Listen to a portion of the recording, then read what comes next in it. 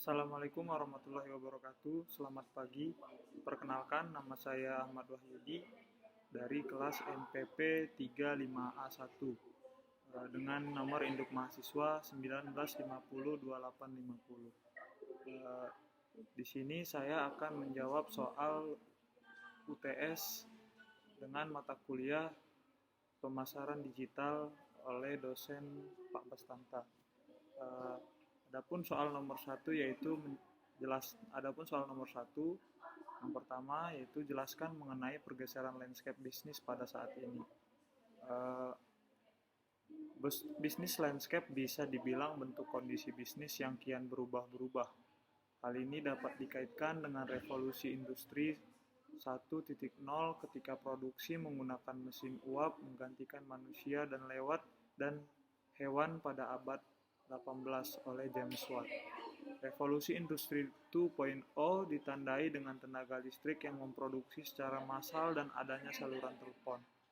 Dan di revolusi 3.0 terjadi pada tahun 1960 sampai 1970, di mana revolusi ini ditandai dengan kemunculan internet.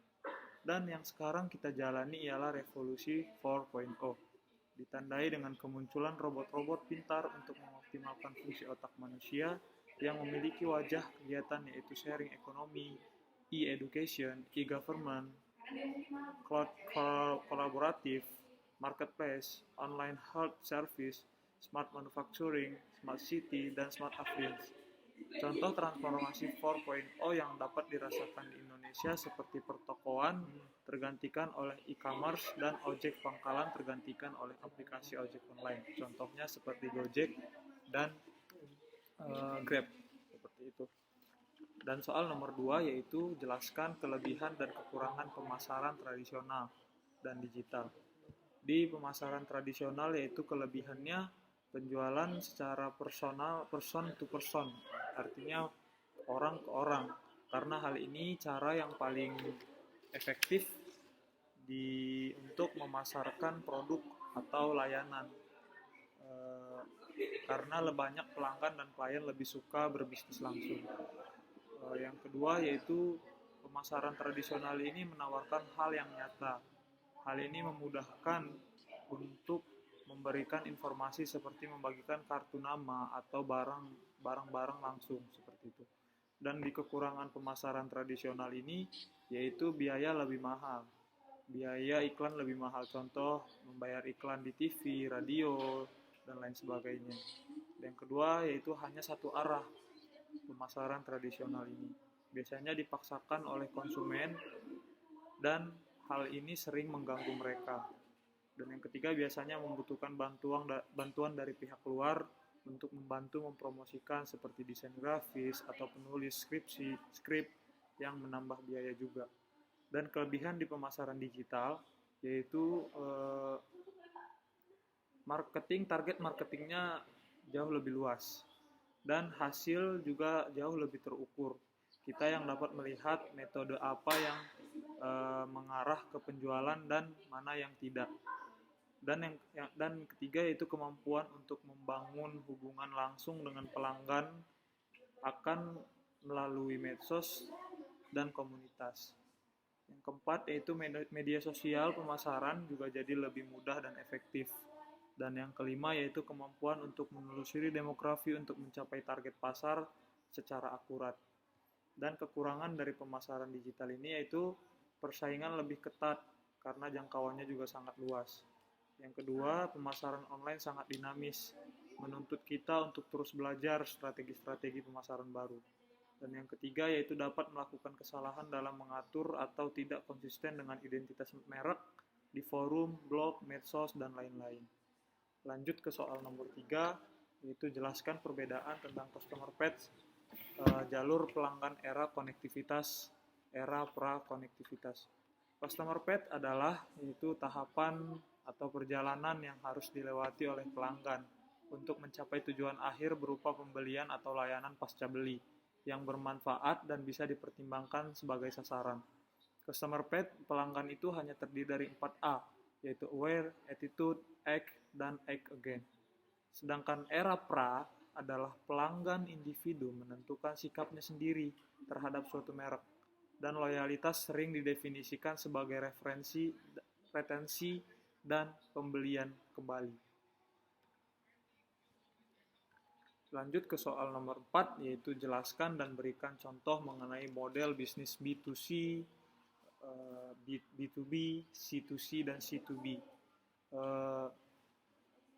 B2C yaitu business to customer.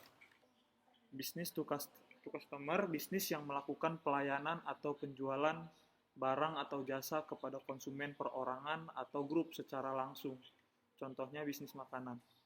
B2B, business to business, merupakan penjualan produk atau jasa yang diberikan oleh satu bisnis dan diperuntukkan untuk bisnis lainnya, bukan kepada konsumen. Contoh, jika kita menjalankan bisnis yang menjual bahan pakaian dan kita menjual lagi ke store-store atau bisnis fashion yang ada. C2C, konsumen to konsumen, merupakan model bisnis yang dimana customer atau pelanggan dapat saling menjual dagangannya kepada satu sama lain. Contohnya model bisnis ini adalah marketplace atau e-commerce seperti Bukalapak, Tokopedia, Shopee, Blibli, dan lain-lain.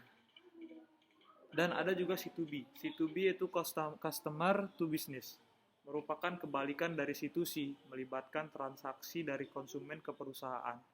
Konsumen akan mengeluarkan produk atau jasa kepada perusahaan yang membutuhkan. Contohnya, ketika seorang konsumen memberikan ide yang berguna untuk pengembangan produk baru, maka konsumen tersebut menciptakan nilai untuk bisnis jika bisnis mengadopsi input dari individu tersebut. Lanjut ke nomor 5, yaitu sebutkan keuntungan dan ancaman e-commerce. Keuntungan dan ancaman e-commerce. E-commerce sendiri merupakan pertukaran bisnis yang rutin dengan menggunakan transmisi elektronik data interchange atau ED.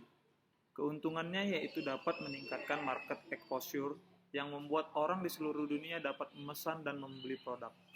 Yang kedua yaitu menurunkan biaya operasional, operating cost. Yang ketiga, meningkatkan customer loyalty karena sistem transaksi e-commerce menyediakan informasi secara lengkap. Yang keempat, meningkatkan supply management. Yang kelima, yaitu memperpendek waktu produksi. Dan ancaman di e-commerce sendiri, yaitu ada sistem penetration. Orang-orang yang tidak berhak melakukan akses ke